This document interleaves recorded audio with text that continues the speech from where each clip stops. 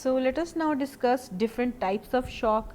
But this is a very important topic, and you might be asked questions regarding types of shock, and you might be given scenarios and asked to diagnose the type of shock and write down the mechanism of that specific type of shock and how it is going to be treated. So let us begin with different types of shock. First of all, we have the hypovolemic shock, then the neurogenic shock, anaphylactic shock, septic shock, and cardiogenic shock.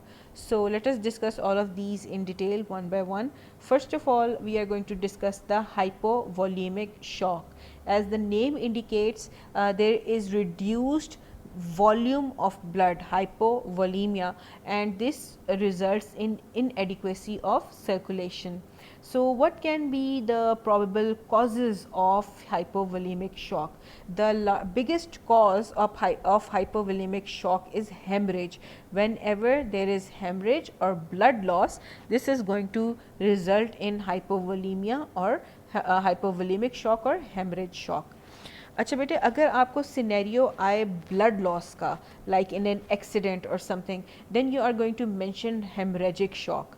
But if there is no hemorrhage, but there is volume loss due to intestinal obstruction or severe burns or contusions of the body, then you are going to mention hypovolemic shock. If the scenario indicates towards hemorrhage, then you are going to mention hemorrhagic shock. Basically hemorrhagic shock भी hypovolemic shock की ही type है, क्योंकि इसमें hypovolemia हुआ होता है. So how does blood volume decrease during intestinal obstruction? What happens is, suppose this is your intestine and this is your blood vessel which is supplying your intestine. Whenever your intestines are blocked, there is accumulation of waste products within your intestine, especially bacteria. As you know that there are a lot of bacteria within your gut. Whenever there is obstruction of intestine, there is accumulation of bacteria and other waste products. These bacteria are going to produce toxins which are going to cause your blood vessels to dilate and become more permeable. When these blood vessels will dilate, their permeability will increase and fluid is going to move out of the blood vessels into the interstitial space. Now what happens is, the fluid blood which is left behind is now reduced in volume because its plasma or its fluid has moved out from the blood vessels into the interstitial space. So let me repeat, whenever there is intestinal obstructions, there is going to be produced toxic substances and especially toxins produced by bacteria. These toxins are going to cause vasodilation and increased permeability. Whenever there is increased permeability of blood vessels, fluid tends to move out of or leak out of the blood vessels and accumulate in interstitial space. When this happens, the blood volume is reduced, and when the blood volume is reduced, your cardiac output is also reduced, and this leads to shock. Same happens in burns. When there are burns, your blood vessels lose their integrity and become leaky, and fluid is lost from your blood vessels. And especially when the skin is burned, you know your skin is protective and it keeps your body covered, and it does not allow water to be evaporated from your body. It is a waxy layer which does not allow water to be lost from the surface of the body. But when your skin is lost, your blood vessels are denuded and your blood vessels are exposed to the environment, there is very rapid loss of fluid from these blood vessels. And also because of damage from heat and burns, your blood vessels become leaky and a lot of fluid is lost from these sites of burn. Same is the case with extensive contusions of the body. Now what are contusions? Contusions are closed injuries in which there is no blood loss or no hemorrhage.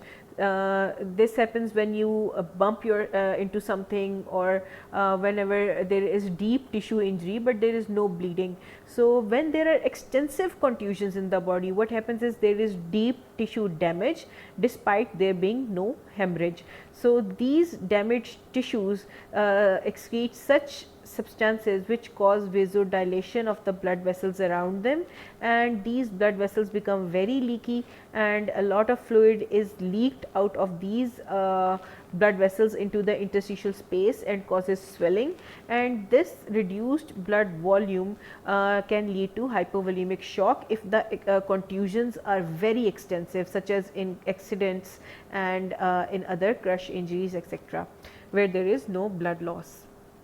So, let us now discuss the mechanism of hypovolemic shock, but before we discuss the mechanism of hypovolemic shock, I would like to discuss some basic knowledge with you.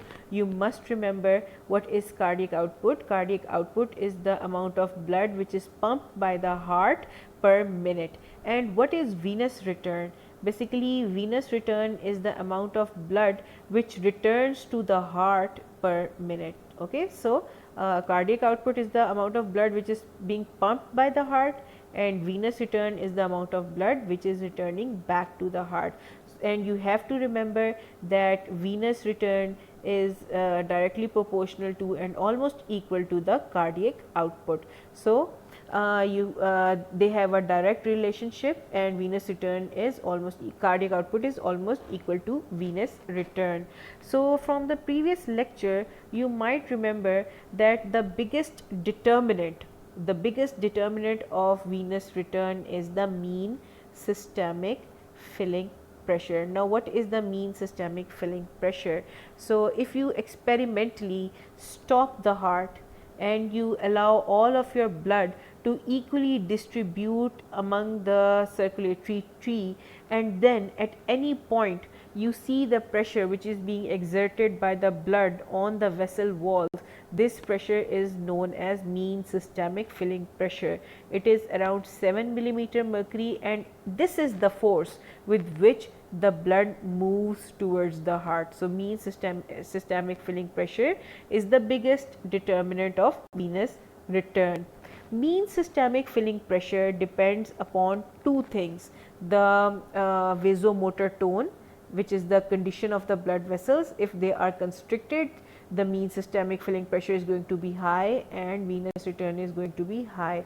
So, the vasomotor tone determines the mean systemic filling pressure. If the vasomotor tone is lost and the blood vessels dilate, of course, the pressure within them is going to fall and the mean systemic filling pressure is going to be reduced, and there is going to be reduced venous return.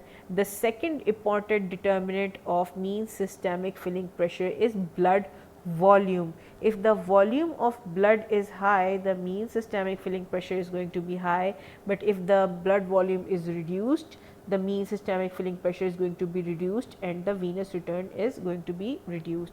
ठीक है बेटे, अब आपको ये तमाम knowledge होना चाहिए before you start studying any type of shock. Let me repeat, cardiac output is the amount of blood which is pumped out by heart per minute, and it is equal to the amount of blood which is returning to the heart, that is venous return. And what is venous return determined by? It is determined by the mean systemic filling pressure. What is the mean systemic filling pressure?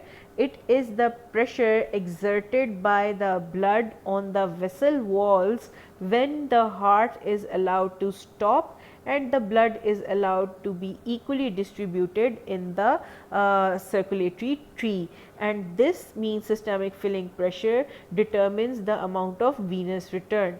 And this mean systemic filling pressure depends upon two factors. The first factor is vasomotor tone. If the vasomotor tone is decreased, the venous return will decrease, and also it depends upon blood volume. If the blood volume is decreased, the mean systemic filling pressure will decrease and the venous return will decrease, and when the venous return will decrease, the cardiac output will also decrease. I hope you understood this very important concept. If you did not understand, please stop this video, rewind and listen to it again, because this is going to be very important and very helpful to you for understanding the types of shock and their mechanism. So, what happens in hypovolemic shock? First of all, there is decreased blood volume. Now this can be due to any reason. This can be due to hemorrhage, this can be due to burns or contusions or intestinal obstruction, etc. When the blood volume decreases, I just told you that the mean systemic filling pressure is also going to decrease. When the mean systemic filling pressure decreases, your venous return will decrease. When the venous return will decrease, your cardiac output will decrease, and when the cardiac output will decrease, the tissues will not be able to get adequate or enough blood flow, and this will lead to shock, and this is known as hypovolemic shock. So once you have understood the basis of venous return and mean systemic filling pressure, this is going to be just piece of cake for you, and you can easily understand what this means. So let me repeat, whenever there is reduced blood volume, you know blood volume is an important determinant of mean systemic filling pressure, and when the blood volume will reduce, mean systemic filling pressure will reduce. When the mean systemic filling pressure will reduce, your venous return will decrease, and when your venous return will decrease, your cardiac output will decrease, and when your cardiac output will decrease, your tissues are not going to be able to get enough nutrients and oxygen, which will result in shock.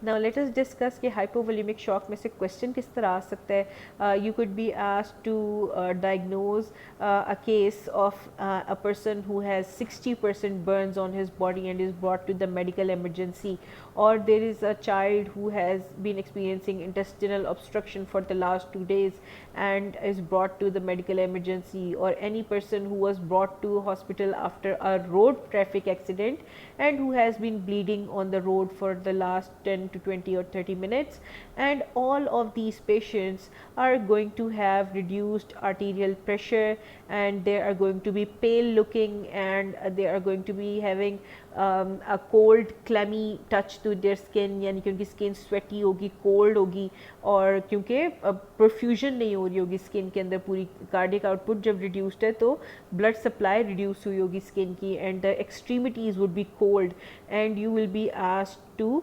diagnose this patient, and then you are going to mention this person is suffering from hypovolemic shock, and you are going to mention the cause, that it was due to hemorrhage or it was due to intestinal obstruction, and how intestinal obstruction causes hypovolemia. You have to mention that, and then you are going to mention this mechanism. This is how the hypovolemic shock develops, and this is the basic physiology behind the hypovolemic shock. So this is how you are going to be asked questions about hypovolemic shock. Let us now move on to the second type of shock, which is known as neurogenic shock. As the name indicates, this is the shock which is caused due to nervous damage or due to nervous causes. And what can be the causes? Deep general anesthesia or spinal anesthesia or brain damage. These are the scenarios which can be given to you in MCQs or SCQs, that a person underwent general anesthesia, or a person was given spinal anesthesia, or a person was brought to emergency with brain damage after a road traffic accident.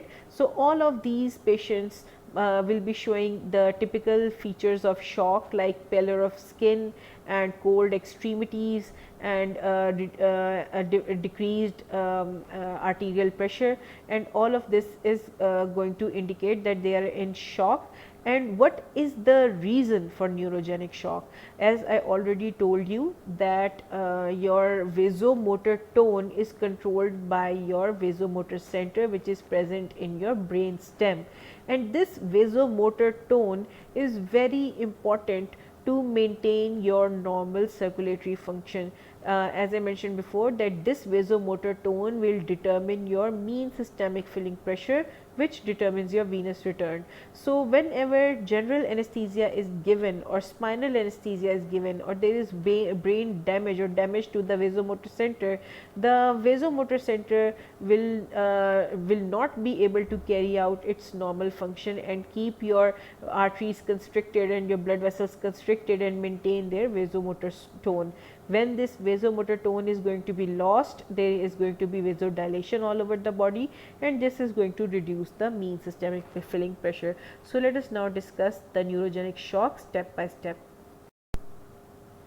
So what happens is whenever there is decreased vasomotor tone, either due to general anesthesia or spinal anesthesia, when these drugs affect the vasomotor center and the vasomotor center loses its ability to maintain the vasomotor tone, or there is brain damage due to any kind of accidents or road traffic accident, etc., the vasomotor tone is going to decrease. When the vasomotor tone is decreased, there is going to be reduced mean systemic filling pressure.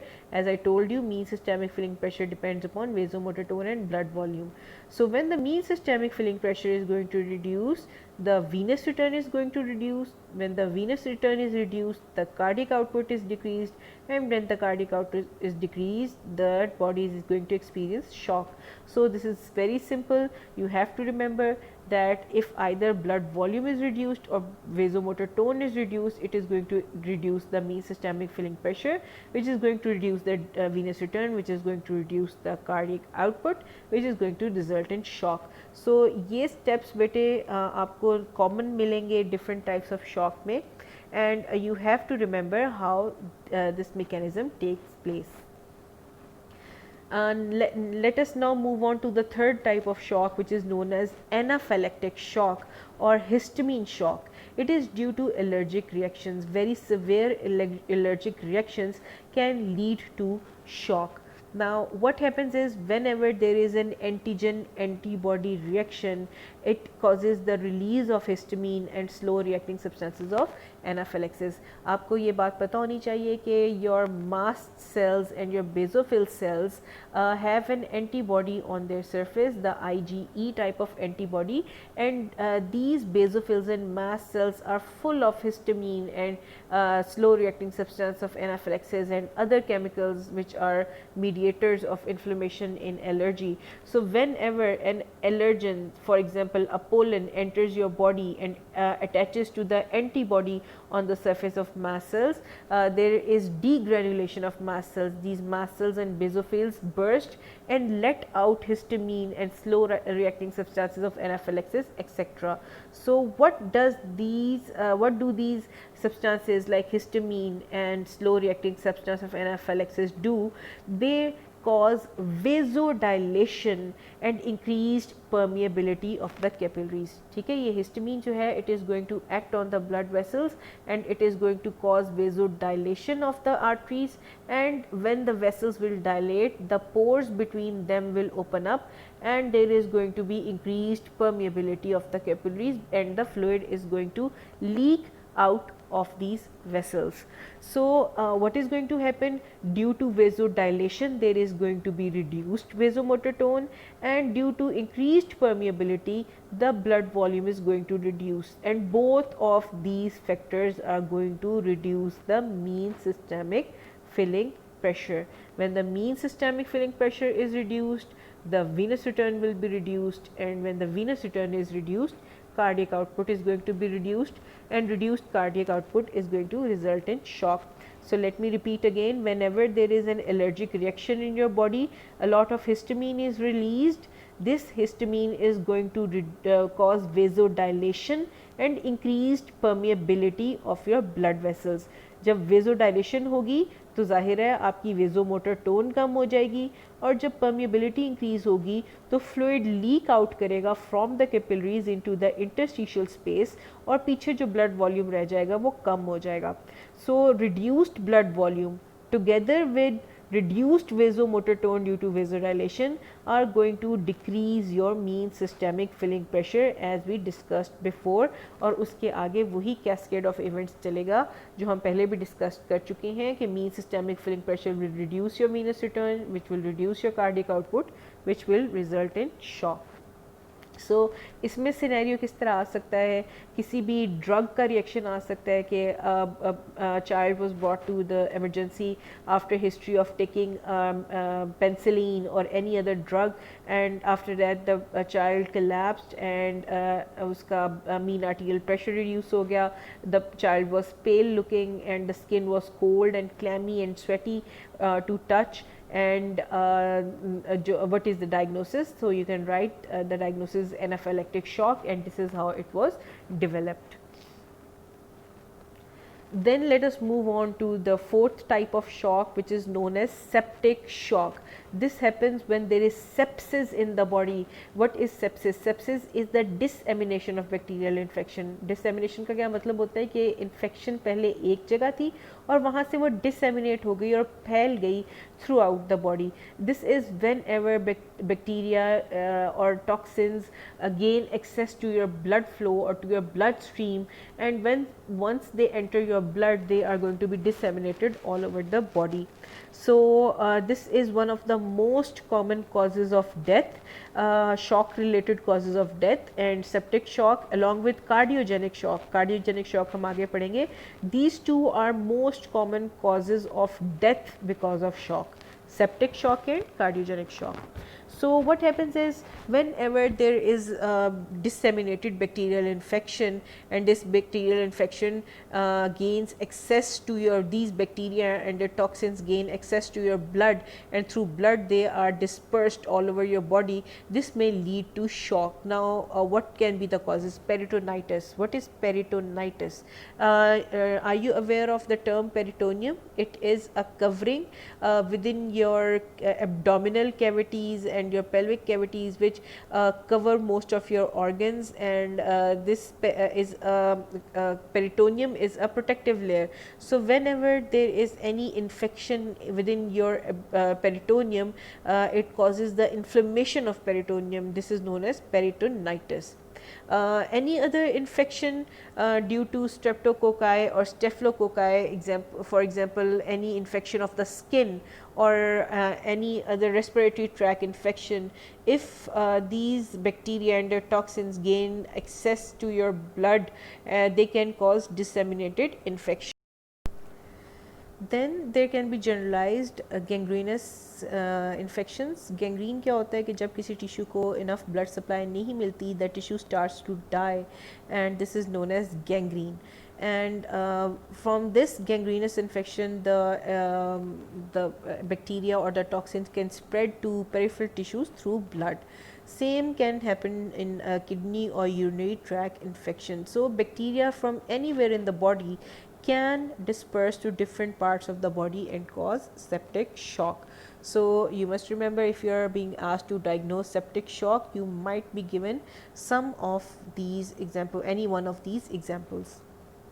Let us see now how the septic shock develops. What is the mechanism?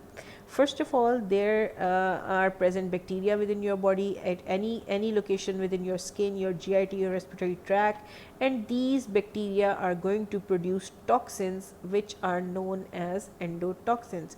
One example of such toxins is endotoxins.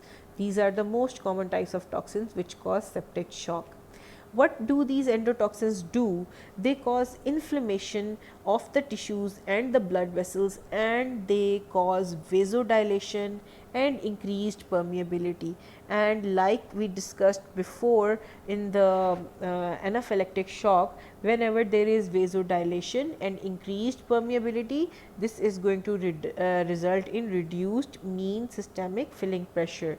When the mean systemic filling pressure is decreased, the venous return is decreased, the cardiac output is decreased, and this is going to result in shock. Let us now discuss some features which are specific to septic shock, and these features are going to help you differentiate between septic shock and other types of shock. So the first feature which is specific to septic shock is high grade fever. There is always present high grade fever because of infection, and there is going to be vasodilation because of inflammation and increased metabolism of the tissues. There is going to be agglutination and sludging of blood.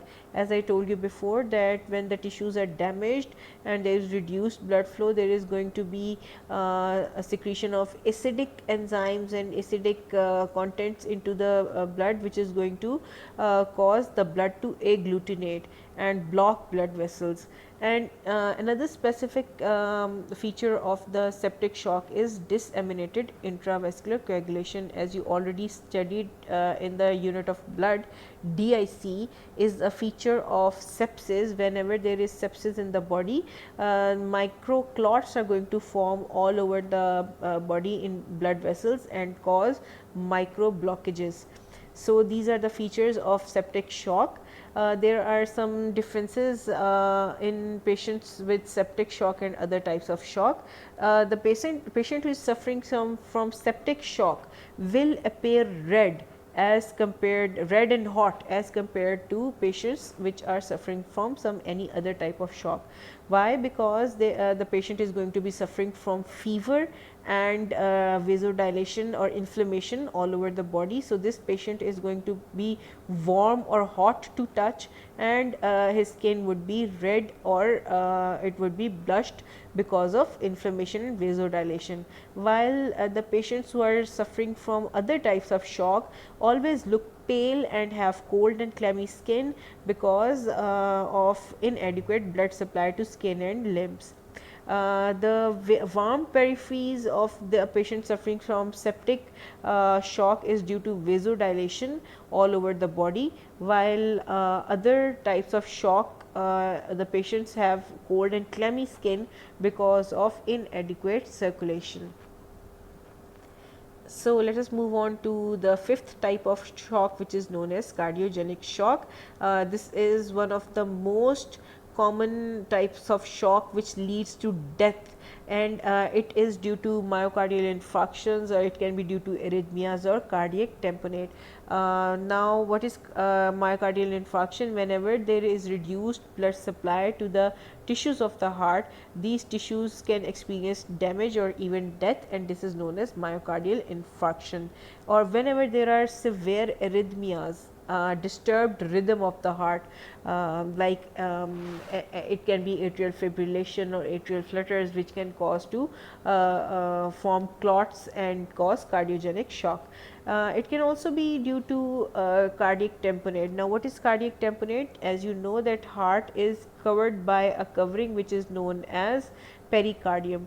Whenever there is accumulation of fluid between the pericardium and heart, this condition is known as cardiac tamponade, and in this condition the heart cannot contract or relax like it normally does, and it affects the contractility of the heart, and all of these conditions can lead to cardiogenic shock. So आपको scenario किस तरह आ सकता है कि a patient who experienced myocardial infarction or a heart attack a few minutes back is brought to the emergency and is pale looking, and his extremities are cold, and his heart rate and his arterial pressure is reduced. What type of shock is this person suffering from, and give the mechanism. Or you can be asked about a person who is experiencing abnormal rhythm, as shown by ECG, is experiencing atrial fibrillation, and and is also showing different symptoms of shock, as I mentioned before, pallor of skin, cold skin, etc. And then you have to mention that this is due to cardiogenic shock, and you also have to explain the mechanism. So let us now discuss the mechanism of cardiogenic shock. So whenever there is damage to the tissue of the heart, like after a heart attack or myocardial infarction, the heart is now unable to perform its normal pumping action, and this leads to decreased cardiac output. When there is decreased cardiac output, the tissues are not going to get their required amount of oxygen and nutrients, and this will lead to shock. So this is how the cardiogenic shock takes place. Let us now discuss the effects of shock on body. So no matter what kind of shock it is, there is always going to be decreased metabolism, except in septic shock. Why is there going to be decreased metabolism? Suppose this is a tissue and it is not getting enough blood supply, of course its metabolism is going to reduce, but this is not the case in septic shock.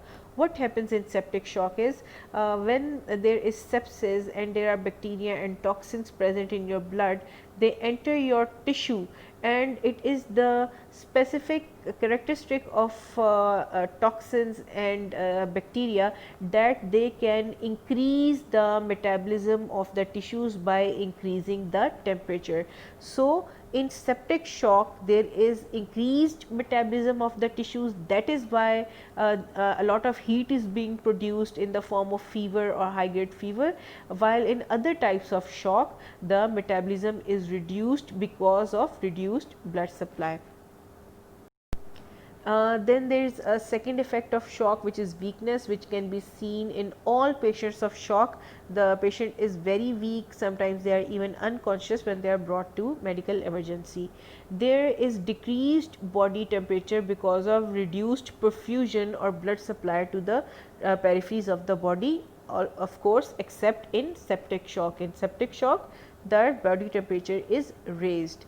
The patient may be experiencing confusion or loss of consciousness. There is going to be reduced renal function, reduced urine output, and this is because of reduced blood flow to the kidney. The heart rate will be increased. This is because of the mechanisms of the body like baroreceptor reflex and CNS ischemic response. This is a protective mechanism of the body. So, in initial stages of shock, the heart rate is going to be increased to try to overcome this shock. But as the shock progresses from the non-progressive stage to progressive stage, heart rate is going to decrease, and ultimately the heart is going to stop if the shock progresses to irreversible stage. Okay, and there is also going to be sweating because of sympathetic discharge within the body. There is going to be increased thirst, as you already know. When the blood volume is reduced, the thirst center within your body is activated, and the patient is going to be extremely thirsty. And if the shock is very severe, there is going to be multiple organ failure within the body, and it may lead to death. So, what are the treatments of shock? The treatment of shock depends upon the type of shock. So, for example, in hypovolemic shock, which is due to hemorrhage, you are going to transfuse blood, because the best replacement for blood loss is blood transfusion. So, if there is a person who has experienced blood loss, you are going to transfuse blood. But if blood is not available, then you have to transfuse plasma or plasma replacements, such as dextran, drips of dextran solutions. And if a person is dehydrated, you have to provide electrolyte solutions. These are fluids with electrolytes like sodium and potassium. And if the patient is suffering from neurogenic shock or anaphylactic shock, you have to use sympathomimetic drugs. What are sympathomimetic drugs? These are drugs which mimic the function of epinephrine and norepinephrine. So, you can also inject some drugs which mimic the effect of epinephrine and norepinephrine, and you can use adrenaline injections and other drugs which can overcome the neurogenic and anaphylactic shocks. You can also give anti-allergies and steroids in anaphylactic shock. Then there are some other treatments which can be provided, such as the head down and legs up position. This increases venous return.